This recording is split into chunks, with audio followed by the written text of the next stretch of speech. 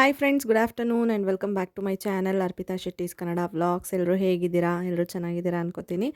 ನಾನು ಚೆನ್ನಾಗಿದ್ದೀನಿ. ಬನ್ನಿ ಇವತ್ತಿನ ವ್ಲಾಗ್ನ ಶುರು ಮಾಡೋಣ. ಇವತ್ತು ಬೆಳಗ್ಗೆ ಬೇಗನೆ ವ್ಲಾಗ್ನ ಶುರು ಮಾಡ್ತಾ ಇದ್ದೀನಿ. 8 ಗಂಟೆ ಆಗಿತ್ತು. ಪಾಪ ಅಲ್ಲೇ ಕೂತಿದ್ಲಿವ ಕೂತ್ಕೊತಾಳಲ್ಲ, ಸಪೋರ್ಟ್ ಕೊಟ್ಟು ಕೂರಿಸ್ಬಿಟ್ಟು ಹಾಗೆ ನೋಡ್ಕೊತಾ ಇದ್ದೆ. ಪೆನ್ ಮತ್ತು ವೆಡ್ಡಿಂಗ್ ಕಾರ್ಡ್ ಇಟ್ಕೊಂಡು ಆಟಾಡ್ತಾ ಇದ್ಲು. ಇವತ್ತು ಅಮ್ಮ ಒಂದು ರಂಗೋಲೆ ನೋಡ್ಕೊಂಡಿದ್ರು, ಮೊಬೈಲಲ್ಲಿ ನೋಡ್ಕೊಂಡಿದ್ರಂತೆ. ಅದನ್ನು ತೋರಿಸಿದ್ರು, ಬರೆದು ಅದನ್ನೇ ಬಿಡು ಚೆನ್ನಾಗಿದೆ ಅಂತ. ಸೊ ಹಂಗಾಗಿ ಅದನ್ನೇ ಬಿಟ್ಟಿದ್ದೆ. ಚೆನ್ನಾಗಿ ಬಂದಿತ್ತು ಅದು. ನಾನು ಫಸ್ಟ್ ಟೈಮ್ ಅದನ್ನು ಟ್ರೈ ಮಾಡಿದ್ದು. ಇವಾಗ ಇವಳನ್ನ ಎತ್ಕೊಂಡಿದ್ದೀನಿ. ಅಂದರೆ ಸ್ಟಾರ್ಟಿಂಗ್ ಬೆಳಗ್ಗೆ ಎತ್ತಿದ ತಕ್ಷಣ ಅವಳು ಸ್ವಲ್ಪ ಎತ್ಕೋಬೇಕು ಅಂತ ಇದು ಮಾಡ್ತಾಳೆ. ಕೆಳಗಡೆ ಉರುಳಾಕಿದ್ರೆ ಎಲ್ಲ ಮಾಡಿದ್ರೆ ಅಳೋದು ಆ ಥರ ಎಲ್ಲ ಮಾಡ್ತಾಳೆ. ಆಮೇಲೆ ಸ್ವಲ್ಪ ಹೊತ್ತು ಆದಮೇಲೆ ಸರಿ ಹೋಗ್ತಾಳೆ ಅವಳು. ಇವಾಗ ನಾನು ಫ್ರೆಶ್ ಅಪ್ ಆಗಿದ್ದೀನಿ, ಅವಳು ಫ್ರೆಶ್ ಅಪ್ ಆಗಿದ್ದಾಳೆ. ನನಗೆ ಯಾಕೋ ಕಣ್ಣು ನೋಡಿದ್ರಲ್ಲ ಊದ್ಕೊಂಡಂಗೆ ನೋಯ್ತಿತ್ತು. ಮೇ ಬಿ ಕಣ್ಣು ಕುಟ್ರೆ ಆಗ್ಬೋದು ಅಂತ ಅನ್ಕೋತೀನಿ, ಗೊತ್ತಿಲ್ಲ. ಹೀಟಿಗೆ ಆ ಥರ ಆಗಿದೆ ಅಂತ ಅನ್ಕೋತೀನಿ. ಹಾಲು ಕಾಯೋದಕ್ಕಿಟ್ಟಿದ್ದೀನಿ, ಕಾಫಿ ಮಾಡಬೇಕು. ನಾನು ಜಡೆಲ್ಲ ಎಣ್ಕೊಂಡ್ಬಿಟ್ಟಿದ್ದೀನಿ. ಇವಳು ಕೂದಲೆಲ್ಲ ಹಿಡ್ದು ಇಳಿತಾಳೆ ಅಂತ ಅಂದ್ಬಿಟ್ಟು ಎದ್ದ ತಕ್ಷಣವೇ ಸಿಕ್ಕೆಲ್ಲ ಬಿಡಿಸ್ಕೊಂಡು ನೀಟಾಗಿ ಪೋನಿ ಟೈಲ್ ಹಾಕ್ಬಿಟ್ಟು ಎಣೆದ್ಬಿಟ್ಟು ಮತ್ತೆ ಅದನ್ನು ಒಂದು ರಬ್ಬರ್ ಬ್ಯಾಂಡ್ ಹಾಕಿ ಸೇಫ್ ಮಾಡಿಬಿಡ್ತೀನಿ. ಇಲ್ಲಾಂದರೆ ಇವಳಿಗೆ ನೀಟಾಗಿ ಸಿಗುತ್ತೆ. ಪೋನಿ ಟೈಲ್ ಹಾಗೆ ಬಿಟ್ಟರೆ ಬಾಯಿಗೆ ಹಾಕ್ಕೊಂಡು ಬಾಯಲ್ಲಿ ಹಿಂಗೆ ಅಂತಿರ್ತಾಳೆ. ಗೊತ್ತಾಗ್ಬಿಡುತ್ತೆ ಸೌಂಡಿಗೆ ಅವಳಿಗೆ ಸಿಕ್ಕಿದೆ ಕೂದಲು, ಅದಕ್ಕೆ ಆ ಥರ ಮಾಡ್ತಿದ್ದಾಳೆ ಅಂತ. ಏನೋ ತಿನ್ನೋಳ ಥರ ಮಾಡ್ತಿರ್ತಾಳೆ. ಮಿಸ್ಸಾಗಿ ಒಳಗೋದ್ರೆ ಕಷ್ಟ. ಅದಕ್ಕೇ ಲಾಸ್ಟ್ ವಿಡಿಯೋದಲ್ಲೇ ಹೇಳಿದ್ದೆ ನಾನು, ಈ ನೆಕ್ಸ್ಟ್ ವ್ಲಾಗಲ್ಲಿ ನಾನು ನಿಮ್ಮ ಕ್ವೆಶ್ಚನ್ಸ್ಗೆಲ್ಲ ಆನ್ಸರ್ ಮಾಡ್ತೀನಿ. ಒಂದಷ್ಟು ಕ್ವೆಶನ್ಸ್ ಎಲ್ಲ ಕೇಳಿದ್ದೀರಾ ಕಮೆಂಟ್ಸಲ್ಲಿ, ಅದಕ್ಕೆಲ್ಲ ಆನ್ಸರ್ ಮಾಡ್ತೀನಿ ಅಂತ ಹೇಳಿದ್ನಲ್ಲ. ಈ ವ್ಲಾಗಲ್ಲಿ ನಾನು ಎಲ್ಲದಕ್ಕೂ ವ್ಲಾಗ್ ಮಾಡ್ತಾನೆ ಆನ್ಸರ್ ಮಾಡ್ಕೊತಾ ಹೋಗ್ತೀನಿ. ಜಾಸ್ತಿ ನನಗೆ ಫುಡ್ ಬಗ್ಗೆ ಕೇಳ್ತೀರಾ, ಪಾಪುಗೆ ಫುಡ್ ಯಾವ ಥರ ಕೊಡ್ತೀರಾ, ಎಷ್ಟು ಟೈಮ್ ಕೊಡ್ತೀರಾ ಅಂತ ಕೇಳ್ತೀರಾ. ನಾನು ಇವಳಿಗೆ ಈಗ 8 ಮಂತಿಗೆ ಬಿದ್ದಿದೆ, 7 ಕಂಪ್ಲೀಟ್ ಆಗಿ. ಓಕೆನಾ, ಜಸ್ಟ್ ಇವಾಗ ಕಂಪ್ಲೀಟ್ ಆಗಿರೋದು. 3 ಟೈಮ್ಸ್ ಕೊಡ್ತಾಯಿದ್ದೀನಿ. ಬಟ್ ಸ್ಟಾರ್ಟಿಂಗು 1 ಟೈಮೇ ಕೊಟ್ಟಿದ್ದು. ಆಮೇಲೆ ಸ್ವಲ್ಪ ದಿನ ನೋಡಿಕೊಂಡು 2 ಟೈಮ್ಸ್ ಕೊಟ್ವಿ. ಆಮೇಲೆ 3 ಟೈಮ್ಸ್ ಶುರು ಮಾಡಿದ್ದು.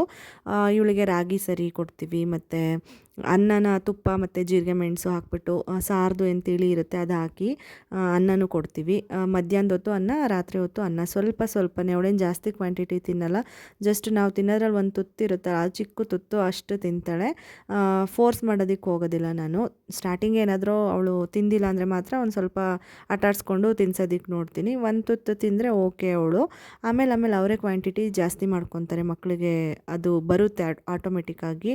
ನಾನು ಅಬ್ಸರ್ವ್ ಮಾಡಿದ್ದೀನಿ, ಸ್ಟಾರ್ಟಿಂಗ್ ಜಾಸ್ತಿ ತಿಂತಿರಲಿಲ್ಲ, 1 ಸ್ಪೂನು 2 ಸ್ಪೂನ್ ಅಷ್ಟೇ. ಆಮೇಲೆ ಒಂದು ಸ್ವಲ್ಪ ಇನ್ಕ್ರೀಸ್ ಮಾಡ್ಕೊಂಡು ಹೋದ್ಲು. ಅವಳಿಗೆ ಟೇಸ್ಟ್ ಎಲ್ಲ ಸಿಗ್ತಾ ಬಂತಲ್ವ, ಆವಾಗ ರಾಗಿ ಸರಿ ಮತ್ತು ಅನ್ನನೂ ಅಷ್ಟೇ.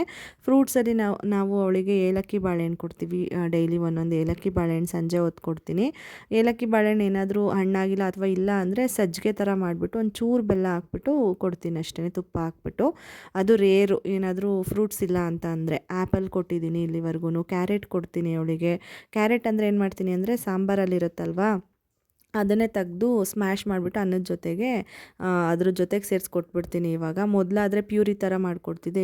ಇವಾಗ ಪ್ಯೂರಿ ಥರ ಏನು ಮಾಡೋದಿಲ್ಲ, ಈ ಥರ ರೈಸಿಗೆ ಸ್ಮ್ಯಾಶ್ ಮಾಡ್ತೀನಲ್ಲ ರೈಸು, ಅದಕ್ಕೆ ಸೇರಿಸಿ ಕೊಡ್ತೀನಿ. ಮೂಲಂಗಿ ಸಹ ಕೊಟ್ಟಿದ್ದೀನಿ ಅವಳಿಗೆ ನಾನು, ಸಾಂಬಾರಲ್ಲಿ ತೆಗೆದು ಅನ್ನೋದು. ಹಾಗೆ ಎಲ್ಲ ಅಭ್ಯಾಸ ಮಾಡಿಸ್ಕೊತ ಹೋಗಬೇಕು. ಫುಲ್ ಪ್ಯೂರಿ ಥರನೇ ಕೊಡ್ತಾಯಿದ್ರೆ ಅದೇ ಕೊಡಬೇಕಾಗುತ್ತೆ ದೊಡ್ಡವರಾದ್ಮೇಲೂ. ಹಾಗಾಗಿ ಸ್ವಲ್ಪನೇ ಅಭ್ಯಾಸಗಳನ್ನೆಲ್ಲ ನಾನು ಸ್ಟಾಪ್ ಮಾಡ್ಕೊಂಡು ಬರ್ತಿದ್ದೀನಿ. ಅಂದರೆ ಫುಲ್ ಪ್ಯೂರಿ ಥರ ಇಲ್ಲ, ನಾರ್ಮಲಾಗಿ ಕೈಯಲ್ಲಿ ಸ್ಮ್ಯಾಶ್ ಮಾಡೇ ಕೊಡೋದು ಆ ಥರ. ಹಾಗೆ ಅವಳಿಗೆ ಫೀಡ್ ಮಾಡಿಸೋದು ಅಷ್ಟೇ. ಇವಾಗ ಸ್ವಲ್ಪ ಕಡಿಮೆ ಆಗುತ್ತೆ, ಯಾಕೆಂದರೆ ಸಾಲಿಡ್ಸ್ ಸ್ಟಾರ್ಟ್ ಮಾಡಿರೋದ್ರಿಂದ. ಮಾರ್ನಿಂಗ್ ಅವಳು 6 ಗಂಟೆಗೆ ಎದ್ದೇಳ್ತಾಳೆ, 6:30 ಹಂಗೆ, ಆವಾಗ ಫೀಡ್ ಮಾಡಿಸಿರ್ತೀನಿ. ಆಮೇಲೆ 8 ಗಂಟೆ ಹಂಗೆ ಮಲ್ಕೊತಾಳೆ, 8-9 ಗಂಟೆ ಹಂಗೆ, ಆವಾಗಲೂ ಕೂಡ ಫೀಡ್ ಮಾಡಿಸಿ ಮಲಗಿಸೋದು. ಮಾರ್ನಿಂಗ್ ಎದ್ದ ತಕ್ಷಣ ಬಿಸಿನೀರು ಕಾಯಿಸಿ ಆರಿಸಿ ಕುಡಿಸಿರ್ತೀನಿ ಅಷ್ಟೇ. ಮಲ್ಕೊಳ್ಳೋವಾಗ ಫೀಡ್ ಮಾಡಿಸ್ಬಿಟ್ಟು ಮಲಗಿಸಿದ್ರೆ ಎದ್ದೇಳ್ತಾಳೆ. ಎದ್ಮೇಲೆ ಮತ್ತೆ ರಾಗಿ ಸರಿ ಕೊಟ್ಟು ನೀರು ಕುಡಿಸ್ತೀವಿ. ಮತ್ತು ಸ್ವಲ್ಪ ಹೊತ್ತು ಆಟಾಡ್ತಾಳೆ, ಫೀಡ್ ಮಾಡಿಸ್ತೀನಿ. ಸ್ವಲ್ಪ ಕ್ವಾಂಟಿಟಿ ಕಡಿಮೆ ಆಗುತ್ತೆ ಅಷ್ಟೇ. ಅವಳು ಊಟ ಮಾಡಿರ್ತಾಳಲ್ಲ, ರಾಗಿ ಸರಿ ತಿಂದಿರ್ತಾಳಲ್ಲ ಅದಕ್ಕೆ. ಆಮೇಲೆ ಸ್ನಾನ ಮಾಡಿಸಿ ಕರ್ಕೊಬಂದು ಅಳ್ತಿರ್ತಾಳಲ್ಲ, ಸಮಾಧಾನ ಮಾಡೋಕ್ಕೆ ಫೀಡ್ ಮಾಡಿಸ್ಬಿಟ್ಟು ಸ್ವಲ್ಪ ಹೊತ್ತು ಆಟಾಡಿಸಿ ಮಲಗಿಸಿದ್ರೆ ಮತ್ತೆ ಮಲಗಿದ್ದು ಎದ್ದು ರೈಸ್ ಏನಾದರೂ ರೆಡಿ ಆಗಿದ್ದರೆ ರೈಸೇ ತಿನ್ನಿಸ್ಬಿಡ್ತೀನಿ. ಇಲ್ಲಾಂದರೆ ಫೀಡ್ ಮಾಡಿಸ್ಬಿಟ್ಟು ಆಮೇಲೆ ನಿಧಾನಕ್ಕೆ ರೈಸ್ ತಿನ್ನಿಸ್ತೀನಿ. ಮತ್ತು ಸ್ವಲ್ಪ ಹೊತ್ತು ಆಟ ಆಡ್ತಾಳೆ. ಅದಾದಮೇಲೆ ಮತ್ತೆ ಮಲ್ಕೊತಾಳೆ. ಮಲ್ಕೊಳ್ಳೋಕೆ ಮುಂಚೆ ಫೀಡ್ ಮಾಡಿಸ್ಬಿಟ್ಟು ಮಲಗಿಸ್ತೀನಿ. ಆಮೇಲೆ ಎದ್ಮೇಲೆ ಮತ್ತೆ ಸ್ವಲ್ಪ ಬಾಳೆಹಣ್ಣು, ಹಣ್ಣುಗಳೇನಾದರೂ ತಿನ್ನಿಸ್ತೀನಿ. ಹಣ್ಣಿಲ್ಲ ಅಂತಂದರೆ ಹೇಳಿದ್ನಲ್ಲ, ಸಜ್ಜಿಗೆ ಥರ ಏನಾದರೂ ಮಾಡಿ ತಿನ್ನಿಸ್ತೀನಿ, ಫೀಡ್ ಮಾಡಿಸ್ತೀನಿ. ಇಷ್ಟೇ ಸರಿ ಅಂತ ಏನು ಕೌಂಟೆಲ್ಲ ಇಟ್ಕೊಳ್ಳೋದಕ್ಕೆ ಹೋಗೋದಿಲ್ಲ. ಬಟ್ ನಾರ್ಮಲಾಗಿ ಹೇಳಬೇಕು ಅಂತಂದರೆ ಒಂದು ಅಪ್ರಾಕ್ಸಿಮೇಟಾಗಿ ನಾನು ಅಬ್ಸರ್ವ್ ಮಾಡಿ ನಿಮಗೆ ಕೇಳ್ತಿದ್ರಲ್ವ, ಅದಕ್ಕೇ ಹೇಳ್ತಾ ಇದ್ದೀನಿ. ಅದಾದಮೇಲೆ ನೈಟು ಬೇಗ ರೈಸ್ ಮಾಡಿದರೆ ರೈಸ್ ಮತ್ತೆ ತಿನ್ನಿಸ್ತೀನಿ.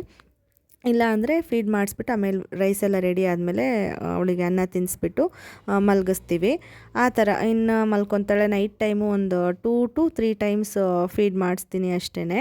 ಸೊ ಇದ್ರ ಬಗ್ಗೆ ತುಂಬ ಜನ ಕೇಳ್ತಿದ್ರೆ ಅದಕ್ಕೆ ಕರೆಕ್ಟಾಗಿ ಎಕ್ಸ್ಪ್ಲೈನ್ ಮಾಡಿದ್ದೀನಿ. ಮತ್ತು ಈ ಜೋಲಿನಲ್ಲಿ ಹಾಕಿರೋ ಕುಷನ್ ಬಗ್ಗೆನೂ ತುಂಬ ಜನ ಕೇಳ್ತೀರಾ. ಇದು ನಾರ್ಮಲಾಗಿ ಬರುತ್ತಲ್ಲ, ಕಾಟನ್ ಕುಷನ್ ಅಲ್ಲ, ನಾರ್ಮಲ್ ಮನೆಯಲ್ಲಿ ನಾವು ತಂದಿಟ್ಕೊಂಡಿದ್ವಿ. ತುಂಬ ಏನು ಕಾಸ್ಟ್ಲಿದು ಅಲ್ಲ, ಅದು ನಾರ್ಮಲ್ ಪ್ರೈಸ್ದೇ. ಅದು ನಾವು ಯೂಸ್ ಮಾಡ್ತಿದ್ವಿ. ಅದಾದಮೇಲೆ ಪಾಪುಗೆ ಹಾಕಿದ್ವಿ, ಅದು ಅಡ್ಜಸ್ಟ್ ಆಯಿತು, ಅದನ್ನೇ ಕಂಟಿನ್ಯೂ ಮಾಡಿಕೊಂಡು ಬಂದಿದ್ದೀವಿ. ಇವಾಗ ನೋಡಿ ಸೊಪ್ಪೆಲ್ಲ ತೊಗೊಂಡಿದ್ವಿ, ರೇಟ್ ಜಾಸ್ತಿ ಇತ್ತು. ಎಲ್ಲ ಕ್ಲೀನ್ ಮಾಡ್ಕೊಂಡು ಮೊಸೊಪ್ಪಿಗೆ ರೆಡಿ ಮಾಡಿ ಇಟ್ಕೊಳ್ಳೋಣ ಅಂತ. ಅವಳಿಗೆ ಬೆಳಗ್ಗೆ ಸರಿನೂ ರೆಡಿಯಾಗಿದೆ, ರಾಗಿ ಸರಿ. ನಮಗೆ ರವೆ ದೋಸೆ, ಅವಳಿಗೆ ರಾಗಿ ಸರಿ. ಮತ್ತು ನಮ್ಮ ಅಮ್ಮ ಮತ್ತು ಅಪ್ಪ ಅವರಿಗೆಲ್ರಿಗೂ ದೋಸೆ ಹಿಟ್ಟು, ಚಪಾತಿ ಹಿಟ್ಟು ಎಲ್ಲ ಇತ್ತು. ಅದನ್ನೆಲ್ಲ ಖಾಲಿ ಮಾಡ್ತೀವಿ ಅಂತ ಹೇಳ್ಬಿಟ್ಟು ತೊಗೊಂಡಿದ್ರು.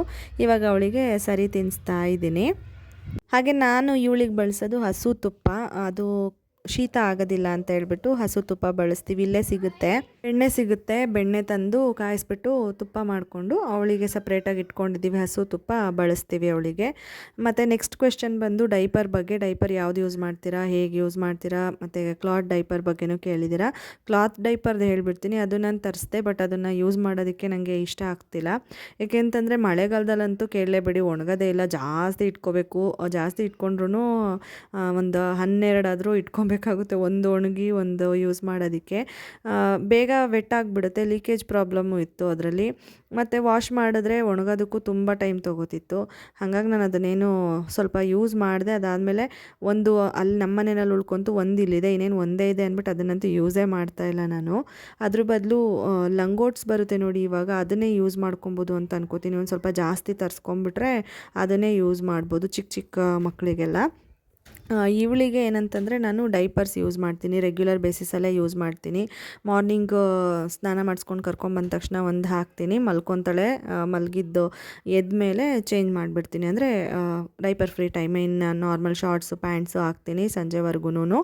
ಆಮೇಲೆ ನೈಟ್ ಮಲ್ಕೋಬೇಕಾದ್ರೆ ಮತ್ತೆ ಡೈಪರ್ ಯೂಸ್ ಮಾಡ್ತೀನಿ. ಏನು ಗೊತ್ತಾ, ನಾವು ಸ್ಟಾರ್ಟಿಂಗ್ ಯೂಸ್ ಮಾಡಿರಲಿಲ್ಲ ಇವಳಿಗೆ. ಅದು ಹೇಳಿದ್ದೀನಿ ಆ್ಯಕ್ಚುಲಿ ನಾನು ಕಂಪ್ಲೀಟಾಗಿ ಯಾವ ಡೈಪರ್ ಯೂಸ್ ಮಾಡ್ತೀನಿ ಅಂತ ವಿಡಿಯೋ ಹಾಕಿದ್ನಲ್ಲ ಅದರಲ್ಲಿ. ಸ್ಟಾರ್ಟಿಂಗ್ ಒಂದು 3 to 4 ಮಂತ್ಸ್ವರೆಗೂ ನಾವೇನು ಅವಳಿಗೆ ರೆಗ್ಯುಲರಾಗಿ ಯೂಸ್ ಮಾಡ್ತಿರಲಿಲ್ಲ. ಆವಾಗ ತುಂಬ ಪಾಟಿ ಎಲ್ಲ ಮಾಡ್ತಿರ್ತಾರಲ್ವ, ಫ್ರೀಕ್ವೆಂಟಾಗಿ ಚೇಂಜ್ ಮಾಡ್ತಾನೆ ಇರಬೇಕು. ಅದೆಲ್ಲ ಸುಮ್ಮನೆ ಹಿಂಸೆ, ಮಗುಗೂ ಹಿಂಸೆ ಆಗುತ್ತೆ ಅಂತ ಹೇಳಿಬಿಟ್ಟು ನಾವು ಸ್ಟಾಪ್ ಮಾಡಿದ್ವಿ. ಅದು ಅಲ್ಲದೆ ಅವಳಿಗೆ ರ್ಯಾಷಸ್ ಆಗಿಬಿಟ್ಟಿತ್ತು ಒಂದು ಸರಿ. ಅದಕ್ಕೇ ಬೇಡ, ಆವಾಗ ತುಂಬ ಇನ್ನೂ ಸೆನ್ಸಿಟಿವ್ ಇರುತ್ತೆ ಮಕ್ಕಳು ಸ್ಕಿನ್ನು. 3 to 4 ಮಂತ್ಸ್ವರೆಗೂ ಇನ್ನೂ ತುಂಬ ಸೆನ್ಸಿಟಿವ್ ಇರುತ್ತೆ. ಅದಕ್ಕೆ ನಾವು ಸ್ಟಾಪ್ ಮಾಡಿಬಿಟ್ಟಿದ್ವಿ. ಅದಾದಮೇಲೆ ಸುಮ್ಮನೆ ಟ್ರೈ ಮಾಡಿದೆ. ಇಲ್ಲಿಗೆ ಬಂದಮೇಲೆ ಇಲ್ಲಿ ಸ್ವಲ್ಪ ಚಳಿ ಎಲ್ಲ ಜಾಸ್ತಿ ಇತ್ತು ಆಯಿತಾ. ಅಲ್ಲಾದರೂ ತುಂಬ ಸೆಕೆ ಇತ್ತು, ಇಲ್ಲಿ ಚಳಿ ಜಾಸ್ತಿ ಇತ್ತು. ಡೈಪರ್ ಎಲ್ಲ ಹಾಕ್ಬಿಟ್ಟು ಚೆನ್ನಾಗಿ ಸ್ವಲ್ಪ ಕವರ್ ಮಾಡಿ ಮಲಗಿಸಿದ್ರೆ ಮಲ್ಕೊತಾಳೆ ಅಂತ ಅಂದ್ಬಿಟ್ಟು ಬೆಳಗ್ಗೆ ಸ್ನಾನ ಮಾಡಿಸ್ಕೊಂಡು ಕರ್ಕೊಬಂದಾಗ ಮತ್ತು ನೈಟ್ ಟೈಮ್ ಯೂಸ್ ಮಾಡೋದಕ್ಕೆ ಶುರು ಮಾಡಿದ್ವಿ. ಚೆನ್ನಾಗಿ ಅಡ್ಜಸ್ಟ್ ಆಯಿತು. ಮತ್ತು ನಾನು ಅವಳಿಗೆ ರ್ಯಾಶ್ ಕ್ರೀಮ್ ಎಲ್ಲ ಮುಂಚೆ ಬರ್ಕೊಟ್ಟಿದ್ರಲ್ಲ, ಅದನ್ನೆಲ್ಲ ತರಿಸಿಟ್ಕೊಂಡಿದ್ದೆ ನೋಡೋಣ ಅಂತ ಹೇಳ್ಬಿಟ್ಟು.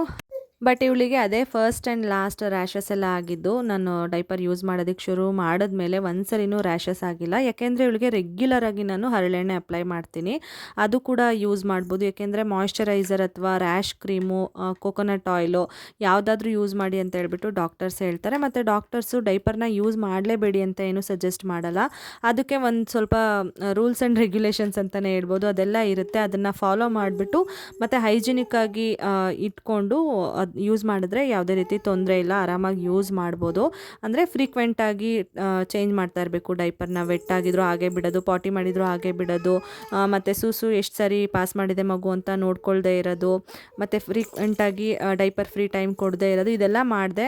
ಎಲ್ಲ ನೀಟಾಗಿ ಫಾಲೋ ಮಾಡಿದ್ರೆ ನಾನೇನು ಹೇಳಿದೆ ಅದನ್ನೆಲ್ಲನೂ ಆರಾಮಾಗಿ ಯೂಸ್ ಮಾಡ್ಬೋದು. ಅದರಿಂದ ಏನೂ ನನಗೆ ತೊಂದರೆ ಆಗಿಲ್ಲ ಇದುವರೆಗೂ. ಸೊ ಹಂಗಾಗಿ ನಾನು ನಿಮಗೆ ಇದನ್ನು ಎಕ್ಸ್ಪ್ಲೈನ್ ಮಾಡ್ತಾ ಇದ್ದೀನಿ ನೋಡಿ. ನಿಮಗೆ ಎಕ್ಸ್ಪ್ಲೈನ್ ಮಾಡ್ತಾ ಅವಳಿಗೆ ಸ್ನಾನ ಮಾಡಿಸ್ಕೊಂಡು ಬಂದು ಸ್ವಲ್ಪ ಫೀಡ್ ಮಾಡಿಸ್ಬಿಟ್ಟು ಮಲ್ಕೊಂಡ್ಳು. ಅಮ್ಮನೂ ಇವಾಗ ಅಡುಗೆಗೆ ಅಂದರೆ ಸಾಂಬಾರಿಗೂ ಕೂಡ ಕುಕ್ಕರ್ ಕೂಗಿಸ್ತಾ ಇದ್ದಾರೆ. ನಾನು ಇಲ್ಲಿ ಜಡೆ ಎಣ್ಕೋತಾ ಇದ್ದೆ, ಮಕ್ಕಳು ಇಲ್ಲೇ ಮಾತಾಡ್ತಾಯಿದ್ರು. ಅವ್ರು ಮಾತಾಡೋದು ಕೇಳಿಸ್ಕೊಂಡು ನಗು ಬರ್ತಾಯಿತ್ತು. ಅದು ಹಾಗೆ ವಿಡಿಯೋ ಕ್ಯಾಪ್ಚರ್ ಮಾಡಿದೆ, ಅವ್ರಿಗೆ ಗೊತ್ತಿಲ್ಲದೆ ಇರೋ ಥರ. ಅಂದರೆ ಗೊಂಬೆ ಎಲ್ಲ ಇಟ್ಕೊಂಡು ಆಟ ಆಡ್ತಾಯಿದ್ರು. ಹಾಗೆ ನೆಕ್ಸ್ಟ್ ಕ್ವೆಶ್ಚನ್ ಬಂದು ನೀವು ಪ್ರೆಗ್ನೆಂಟ್ ಆಗೋಕ್ಕೆ ಮುಂಚೆ ಎಷ್ಟು ವೆಯ್ಟ್ ಇದ್ರಿ, ಆಮೇಲೆ ಡೆಲಿವರಿ ಆದಮೇಲೆ ಎಷ್ಟು ವೆಯ್ಟ್ ಇದ್ದೀರಾ, ಮತ್ತು ಇವಾಗ ಎಷ್ಟು ವೆಯ್ಟ್ ಇದ್ದೀರಾ ಅಂತ. ನಾನು ಪ್ರೆಗ್ನೆಂಟ್ ಆಗೋಕ್ಕೆ ಮುಂಚೆ 57 ಇದ್ದೆ. ಪ್ರೆಗ್ನೆನ್ಸಿನಲ್ಲಿ ಸ್ವಲ್ಪನೇ ಇನ್ಕ್ರೀಸ್ ಆಗಿ 65 ರೀಚ್ ಆದೆ. ಆಫ್ಟರ್ ಡೆಲಿವರಿ ಮತ್ತೆ ನಾನು 57ಗೆ ಬಂದಿದೆ. ಈಗ ನಾನು ಅಟ್ ಪ್ರೆಸೆಂಟ್ 55 ಅಥವಾ 56 ಇದ್ದೀನಿ ಅಂತ ಅನ್ಕೋತೀನಿ. ಸ್ವಲ್ಪ ದಿನ ಆಯಿತು ನಾನು ವೆಯ್ಟ್ ಎಲ್ಲ ಚೆಕ್ ಮಾಡಿ, ಅದಕ್ಕೆ ಅವಾಗ 56 ಇದ್ದೆ. ಮೇ ಬಿ ಈಗ ಸಣ್ಣ ಕಾಣಿಸ್ತಿದ್ದೀನಿ ಅಂತ ಹೇಳ್ತಾರೆ ಅಮ್ಮ ಎಲ್ಲರೂ ನೋಡಿದವರು. 55 ಆಗಿರ್ಬೋದು ಅಂತ ಅನ್ಕೋತೀನಿ. ಜಾಸ್ತಿ ವೆಯ್ಟ್ ಗೇನ್ ಏನು ಆಗಲಿಲ್ಲ. ನಂಗೆ ವೆಯ್ಟ್ ಗೇನ್ ಆಗೋದು ಸ್ವಲ್ಪ ಕಷ್ಟನೇ ಆಗಿತ್ತು ಪ್ರೆಗ್ನೆನ್ಸಿನಲ್ಲಿ. ಯೂಶ್ವಲಿ ನನಗೆ ಹಂಗೇ ಜಾಸ್ತಿ ಬೇಗ ವೆಯ್ಟ್ ಗೇನ್ ಆಗಲ್ಲ ನಾನು. ಬಟ್ ಮಗು ತೂಕ ಎಲ್ಲ ಚೆನ್ನಾಗೇ ಇತ್ತು. 3.49 ಇದ್ಲು ಬರ್ತ್ ವೆಯ್ಟು. ಇವಾಗ ಎಷ್ಟಿದ್ದಾಳೆ ಅಂತ ಕೇಳ್ತಿರ್ತೀರ. ಇವಾಗ ಅವಳು ಸದ್ಯಕ್ಕೆ 6.3 ಸಮಥಿಂಗ್ ಇದ್ದಾಳೆ ಅಂತ ಅನ್ಕೋತೀನಿ. ಅದು ಕೂಡ 15 to 20 ಡೇಸ್ ಮುಂಚೆ ನಾನು ಚೆಕ್ ಮಾಡಿದ್ದು. ಡಾಕ್ಟರ್ ಹತ್ರ ನಾನು ಅದು ಅಪ್ಡೇಟ್ ಕೂಡ ಮಾಡಿದ್ದೆ ಲಾಸ್ಟ್ ಟೈಮು ಹೋದಾಗ. ಅವರು ನೋಡಿದರು, ಓಕೆ ಅಂತ ಏನು ತೊಂದರೆ ಇಲ್ಲ, ಬಟ್ ಇನ್ನು ಸ್ವಲ್ಪ ಜಾಸ್ತಿ ಆಗಬೇಕು. ಮಗುಗೆ ಸಾಲಿಡ್ಸ್ ಕೊಡ್ತಾ ಇದ್ದೀರಲ್ವ, ಅದರಲ್ಲಿ ತುಪ್ಪ ಎಲ್ಲ ಸ್ವಲ್ಪ ಹಾಫ್ ಸ್ಪೂನಿಂದ ಸ್ಟಾರ್ಟ್ ಮಾಡಿ 1 ಸ್ಪೂನ್ವರೆಗೂ ಕೊಡೋದಕ್ಕೆ ಶುರು ಮಾಡಿ, ಏನು ತೊಂದರೆ ಇಲ್ಲ ಅಂತ ಹೇಳಿದ್ರು. ನೋಡೋದಕ್ಕೂ ಅವಳೇನು ತುಂಬ ಸಣ್ಣ ಇದ್ದಾಳೆ ಅಂತ ಅನ್ಸೋದಿಲ್ಲ, ಓಕೆನಾ. ಅದಕ್ಕೆ ಅದು ಏನು ಅಷ್ಟೊಂದು ನಾನು ವರಿ ಮಾಡ್ಕೋತಾ ಇಲ್ಲ. ಆ್ಯಕ್ಟಿವ್ ಆಗಿದ್ದಾಳೆ, ಹೆಲ್ದಿ ಆಗಿದ್ದಾಳಲ್ವ, ಅದು ಮೇಯ್ನು. ತುಂಬ ಆ್ಯಕ್ಟಿವ್ ಇದ್ದಾಳೆ ಇವಳು, ಅದಕ್ಕೆ ಅರ್ಧ ಎನರ್ಜಿ ಎಲ್ಲ ಸ್ಪೆಂಡ್ ಮಾಡ್ತಾಳಲ್ವ, ಅದಕ್ಕೆ ಸ್ವಲ್ಪ ನಿಧಾನಕ್ಕೆ ವೆಯ್ಟ್ ಗೇನ್ ಆಗ್ತಾಳೆ ಅಂತ ಅಂದ್ಕೊಂಡಿದ್ದೀನಿ. ಹಾಗೆ ಒಂದು ಇಂಪಾರ್ಟೆಂಟ್ ತಿಳ್ಕೊಬೇಕು ಪೇರೆಂಟ್ಸ್ ಏನಂದರೆ, ಈಗ ಮಕ್ಕಳು ಹೆರಿಡಿಟಿ ಇರುತ್ತೆ ಕೆಲವೊಂದು ವಿಷಯಗಳಲ್ವ, ನಿಮಗೆ ಗೊತ್ತಿರುತ್ತೆ ಕಾಮನ್ ಆಗಿ ಎಲ್ರಿಗೂ ಗೊತ್ತಿರೋವಂಥ ವಿಷಯ, ಜೀನ್ಸ್ ಪಾಸ್ ಆನ್ ಆಗಿರುತ್ತೆ. ಆವಾಗ ಮಕ್ಕಳಿಗೆ ಕಲರ್ ಕಾಂಪ್ಲೆಕ್ಷನ್ ಆಗಿರ್ಬೋದು, ಅಥವಾ ಹೈಟು, ವೆಯ್ಟು, ಮತ್ತು ಅವರು ಆ್ಯಕ್ಟಿವಿಟೀಸ್ ಆಗಿರ್ಬೋದು, ಮತ್ತು ದಪ್ಪ ಇರೋದು, ಸಣ್ಣ ಇರೋದು, ಇದೆಲ್ಲ ಅದ್ರ ಮೇಲೂ ಡಿಪೆಂಡ್ ಆಗುತ್ತೆ. ನಾವು ತುಂಬಾ ವರಿ ಮಾಡ್ಕೊಳಕ್ಕೆ ಹೋಗಬಾರ್ದು. ಹೆಲ್ದಿ ಮತ್ತು ಆ್ಯಕ್ಟಿವ್ ಆಗಿರೋದು ಮಾತ್ರ ನಾವು ಜಾಸ್ತಿ ಕಾನ್ಸಂಟ್ರೇಟ್ ಮಾಡಬೇಕು. ತುಂಬ ಜನ ಅದಕ್ಕೆ ಸ್ಟ್ರೆಸ್ ತೊಗೋತೀರಾ, ಕಂಪೇರ್ ಮಾಡ್ತೀರಾ, ಅದನ್ನೆಲ್ಲ ದಯವಿಟ್ಟು ಮಾಡೋದಕ್ಕೆ ಹೋಗಬೇಡಿ. ನೀವು ಡಾಕ್ಟರ್ ಏನು ಹೇಳ್ತಾರೆ ಅದನ್ನು ಪ್ರಾಪರಾಗಿ ಫಾಲೋ ಮಾಡಿ, ಓಕೆನಾ. ಇವಾಗ ಅಲ್ಲಿ ಏನೋ ಹುಳ ಇತ್ತು ಅನಿಸುತ್ತೆ, ಇರುವೆ ಎಲ್ಲ ಮುತ್ಕೊಂಡ್ಬಿಟ್ಟಿತ್ತು, ಅದಕ್ಕೇ ಅದನ್ನು ಎಲ್ಲ ಕ್ಲೀನ್ ಮಾಡ್ತಾಯಿದ್ವಿ. ಅಂದರೆ ಚಾಪೆ ಎಲ್ಲ ಮಗು ಎಲ್ಲ ಮಲಗಿಸ್ತೀವಿ ಅಂದ್ಬಿಟ್ಟು ನಾನು ಅಮ್ಮ ಇಬ್ಬರು ಸೇರಿಕೊಂಡು ಕ್ಲೀನ್ ಮಾಡ್ತಾಯಿದ್ದೀವಿ. ನೆಕ್ಸ್ಟ್ ಕ್ವೆಶ್ಚನ್ ಬಂದುಬಿಟ್ಟು, ನಿಮಗೆ ಡಯಾಬಿಟೀಸ್ ಇತ್ತಲ್ವಾ, ಯಾವಾಗಿಂದ ಇದೆ, ಈಗಿದೆಯಾ ಏನು ಅಂತ ಅದ್ರ ಬಗ್ಗೆ ಕೇಳಿದ್ದೀರಾ. ನನಗೆ ಫಸ್ಟ್ ಬೇಬಿನಲ್ಲಿ ಬಂದಿದ್ದು 3rd ಮಂತಲ್ಲಿ. ಫಸ್ಟ್ ಬೇಬಿ ಇವಾಗ ಇಲ್ಲ, ಅದರದ್ದು ಸ್ಟೋರಿ ಎಲ್ಲ ನಂದು ಹಳೆ ವಿಡಿಯೋಸ್ ನೋಡಿದ್ರೆ ಗೊತ್ತಾಗುತ್ತೆ. ಕೋವಿಡ್ ಟೈಮಲ್ಲಿ ಅದನ್ನು ನಾವು ಕಳ್ಕೊಂಡ್ವಿ. 9 ಮಂತ್ ಪ್ರೆಗ್ನೆನ್ಸಿನಲ್ಲಿ ಹೊಟ್ಟೆ ಒಳಗಡೆ ಹಾರ್ಟ್ ಬೀಟ್ ಸ್ಟಾಪ್ ಆಗಿತ್ತು. ನಾರ್ಮಲ್ ಡೆಲಿವರಿ ಮಾಡಿಸ್ಕೊಂಡೆ. ಸೊ ಅದು ಇಲ್ಲ, ಇದು ಸೆಕೆಂಡ್ ಬೇಬಿ, ಗರ್ಲ್ ಬೇಬಿ. ಆವಾಗ ಶುರುವಾಗಿದ್ದು, ಮತ್ತು ಡೆಲಿವರಿ ಆದಮೇಲೆ ಹೋಗಿತ್ತು. ಫಸ್ಟ್ ಡೆಲಿವರಿ ಆದಮೇಲೆ ಮತ್ತು ಸ್ಟ್ರೆಸ್ಸು ಎಲ್ಲ ತೊಗೊಂಡ್ಮೇಲೆ ಯಾವಾಗಲೂ ಶುರುವಾಗಿದ್ದು, ನಾನು ಅಬ್ಸರ್ವೇ ಮಾಡಿರಲಿಲ್ಲ. ಸೊ ಹಂಗಾಗಿ ಮತ್ತೆ ಇಲ್ಲಿ ನಾನು ತೋರಿಸ್ತಾ ಇದ್ನಲ್ಲ ಸೆಕೆಂಡ್ ಪ್ರೆಗ್ನೆನ್ಸಿಗೆ ಡಾಕ್ಟರ್ ಹತ್ರ ಹೋದಾಗ ಅವ್ರು ಚೆಕ್ ಮಾಡಿ ಈ ಥರ ಆಗಿದೆ, ಮತ್ತು ಬಾರ್ಡರ್ ಲೈನಲ್ಲಿ ಇರೋದು ನನಗೆ ಇತ್ತು. ಆಗ ಟ್ಯಾಬ್ಲೆಟ್ಸ್ ಸ್ಟಾರ್ಟ್ ಮಾಡಿದ್ರು.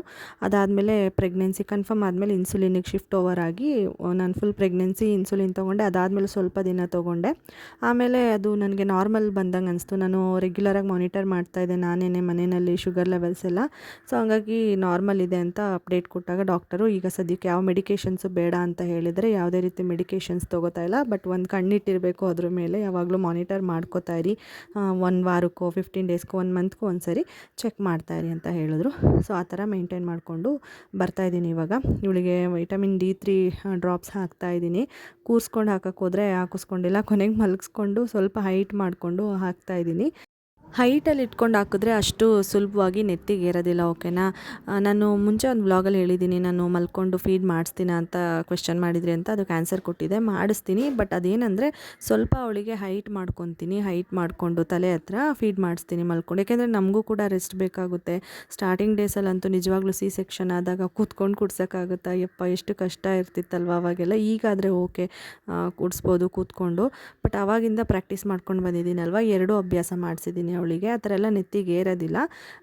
ನೀವು ಅದನ್ನು ಕೇರ್ಫುಲ್ಲಾಗಿ ನೋಡ್ಕೋಬೇಕಾಗುತ್ತೆ ಅಷ್ಟೇ, ಹೈಟ್ ಮೇಂಟೈನ್ ಮಾಡಿಕೊಂಡು ನೋಡ್ಕೋಬೇಕಾಗುತ್ತೆ.